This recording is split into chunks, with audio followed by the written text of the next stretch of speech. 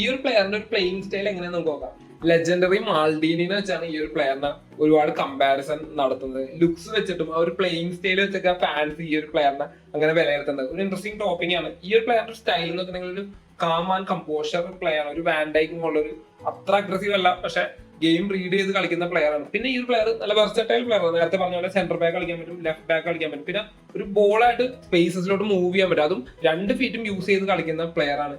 D ബോക്സിലോട്ടും assist ചെയ്യാനും goal score ചെയ്യാനും എല്ലാം അങ്ങനെ ഒരു അത്ര അഡ്വാൻസ് പോകുന്ന ഒരു ഡിഫൻഡറാണ് അർസനൽ സൈൻ ചെയ്തേക്കുന്നത്. കഴിഞ്ഞ സീസണിൽ തന്നെ ഡിഫൻഡർമാരെ നോക്കിയാണെങ്കിൽ ഏറ്റവും സെക്കൻഡ് മോസ്റ്റ് അസിസ്റ്റ് ചെയ്തേക്കുന്ന പ്ലെയർ ആണ് സീരിയയില്. അതുപോലെ തന്നെ 2 ഗോളും സ്കോർ ചെയ്തത്. അതും ഹെഡർ ഗോൾസ് ഒന്നും അല്ല, ഡിഫൻഡർ നമ്മൾ അങ്ങനെ എക്സ്പെക്ട് ചെയ്യും. പക്ഷെ ഫുട്ട് വെച്ച് 2 ഗോൾ സ്കോർ ചെയ്തു. ഒന്ന് ചിപ്പിംഗ് ഗോളൊക്കെയാണ് പുള്ളി സ്കോർ ചെയ്തേക്കുന്നത്. പിന്നെ ഓൺ ഹാഫില് സ്റ്റാറ്റിൽ പറയുന്ന ഓൺ ഹാഫിൽ ഏറ്റവും കൂടുതൽ പാസ് അക്യുറസിയും ഏറ്റവും കൂടുതൽ പാസ് കംപ്ലീഷനും നടത്തിയ പ്ലെയറാണ്. അപ്പൊ അടുത്ത സീസണിൽ ഒരുപാട് കാര്യങ്ങൾ ഈ ഒരു പ്ലെയറിനെ എക്സ്പെക്ട് ചെയ്യാൻ പറ്റും.